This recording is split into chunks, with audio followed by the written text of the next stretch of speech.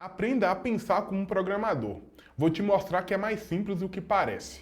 Na verdade, você só tem que seguir os seguintes passos. Primeiro, você tem que compreender de fato o problema que você quer resolver. Depois, você precisa dividir esse problema em partes menores. Depois, criar passos lógicos. E, finalmente, testar e ajustar. Um exemplo seria você ter que enviar um relatório de folha de ponto para todos os funcionários. E como isso ocorre todos os meses, você iria demorar muito tempo e, claro, com certeza seria mentalmente muito desgastante. Você poderia utilizar seu tempo para poder trabalhar em atividades muito mais produtivas, menos repetitivas e que geram mais valor para o negócio. Mas calma, o problema não acaba aqui, porque depois de ter enviado o relatório de folha de ponto para ser assinado, você precisa receber esses relatórios assinados pelo funcionário e precisa guardar em algum lugar. Então, são duas automações, são dois problemas. Enviar esses relatórios para todos os 300 funcionários e, posteriormente, recebê-los desses 300 funcionários e guardar em algum lugar. E automatizar isso seria muito mais inteligente do que fazer manualmente. Então chegamos no próximo passo, que seria dividir em passos menores. Então temos duas automações, uma de envio de e-mail e outra de recebimento. É a primeira divisão que deve ser feita. A primeira coisa que a gente tem que fazer é obter esses relatórios de algum lugar. Pode ser da sua pasta do seu computador, pode ser de algum storage, pode ser do Google Drive ou da S3 da AWS, pode ser de qualquer lugar. O mais fácil é obter esses relatórios do seu computador, da sua pasta local. O próximo passo seria ler e extrair os dados desse documento. Se você está gostando desse vídeo, se inscreve no canal, deixa o seu gostei. No final do vídeo, comente sobre o que você gostaria de aprender, porque eu vou ler seu comentário. Falo isso porque a maioria das pessoas assistem os vídeos, mas não se inscrevem. Então, por favor, se inscreva e nos ajude a crescer. Porque você vai precisar, por exemplo, do nome e data referente ao relatório que será enviado. Depois de extrair o nome e a data, a gente precisa obter o e-mail daquele funcionário. O mais simples, na verdade, o mais seguro, seria fazer uma busca no banco de dados, por exemplo, como o Alterdata, que é o banco de dados que tem todas as informações de um colaborador. Mas poderia também obter esses dados dentro de um Excel, dentro do N8N, ou utilizar o Pandas para poder trazer essas informações. Depois disso, você precisa fazer o envio do e-mail, claro, anexando o arquivo. E agora, partindo para a segunda automação, o primeiro passo de tudo seria pensar como fazer para poder receber todos os seus e-mails. Mas não é esse o problema agora. A gente está apenas estruturando os passos necessários para poder conseguir resolver esse problema. Na prática, você vai resolver isso, mas por enquanto a gente só sabe que de alguma maneira a gente precisa capturar todos os e-mails que chegam na sua conta. Só que aí a gente tem um problema, porque apesar da gente capturar todos esses e-mails, não são todos esses e-mails que são relevantes para a gente. Então, de alguma maneira, a gente teria que fazer um filtro para poder passar para os próximos passos da nossa automação somente os e-mails que seriam necessários para a gente. Então, por exemplo, a gente poderia filtrar esses e-mails com apenas o título. Então, se o título contiver algum termo como folha de ponto, então ele dá continuidade. Caso contrário, só para tudo que está fazendo e espera, aguarde o próximo e-mail, por exemplo. Perfeito. Se passou pelo nosso filtro, contém o termo folha de ponto, então vai dar continuidade no fluxo de trabalho e o próximo passo seria conseguir identificar o nome completo daquele funcionário, porque posteriormente precisamos fazer o download do arquivo assinado pelo funcionário e salvar isso em algum lugar.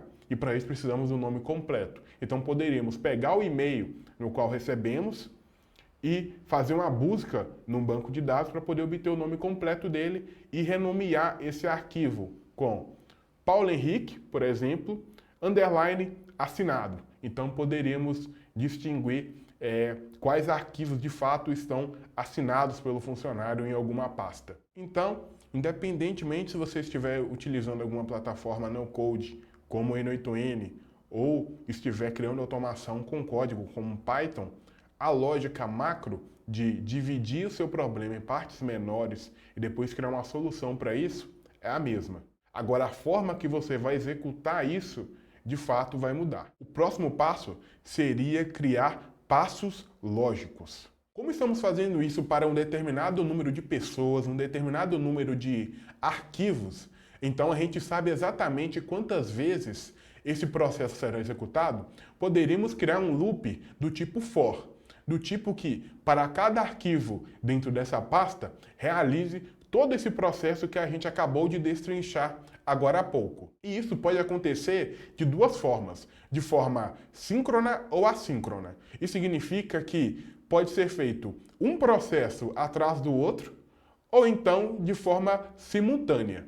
Então poderíamos, por exemplo, fazer um disparo de e-mail, 10 e-mails, 20 e-mails, 50 e-mails de uma só vez. Existe essa possibilidade. No entanto, a gente chega no próximo passo, que é testar e ajustar. Porque, por exemplo, de fato conseguimos fazer essa automação e ela rodar, mas vai dar erro. Por quê? Porque a Microsoft, a plataforma que eu utilizo para poder fazer esses disparos de e-mail, limitam 3 e-mails de forma simultânea. Então, se eu tentar fazer isso, simplesmente vai quebrar a minha automação. Então, por isso, quando eu faço esse tipo de automação, eu deixo no máximo, de forma simultânea, 3 e-mails. Então, em uma sequência, né, para cada gatilho dentro do meu fluxo, eu permito que, no máximo, 3 execuções sejam realizadas de forma simultânea. Então, a gente vai fazendo esse controle. É muito importante você começar do macro e depois ir para o micro, porque dentro desse micro você vai encontrar problemas que são dificilmente, como eu poderia dizer, pré-vistas, né? Você não consegue saber antes de fazer, né? É um problema que você vai identificar na hora e vai tratar esse problema no seu fluxo aí. E outra coisa muito importante, lembra que dentro do nosso fluxo é realizada uma tarefa de extração do nome e da data? Isso é muito importante porque entra um outro conceito extremamente relevante no mundo da automação, no mundo da programação, que é a variável.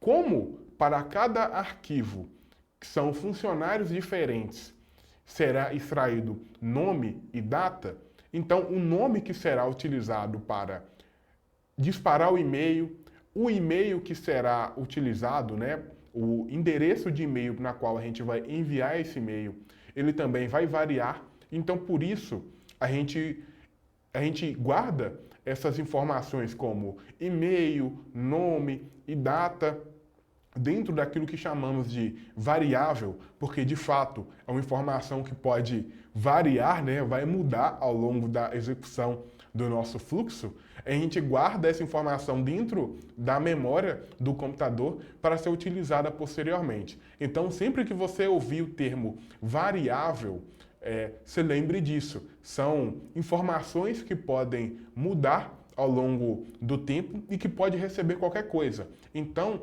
o nome, a data, o nome pode ser Paulo Henrique, mas depois pode ser Letícia, pode ser Tiago, a data pode ser do mês referente ao mês 11, mas pode ser referente ao mês 12.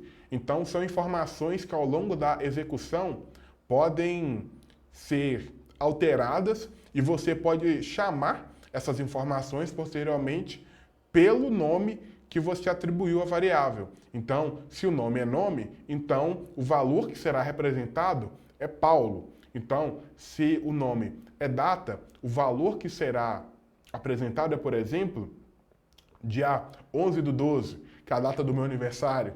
Então, é extremamente importante você guardar isso. Vamos tratar isso com mais detalhe posteriormente, mas algo que já faz muito sentido já adicionar nessa aula, porque vai se fazer necessário ao longo da sua jornada como uma pessoa que faz automações no seu dia a dia, vai trabalhar com automações, com informações Então é extremamente importante que você saiba e tenha esse conceito em mente. Compreendeu? Alguma dúvida? Peço que deixe seu comentário, deixe seu gostei e se inscreva. Muito obrigado por ter ficado até o final desse vídeo.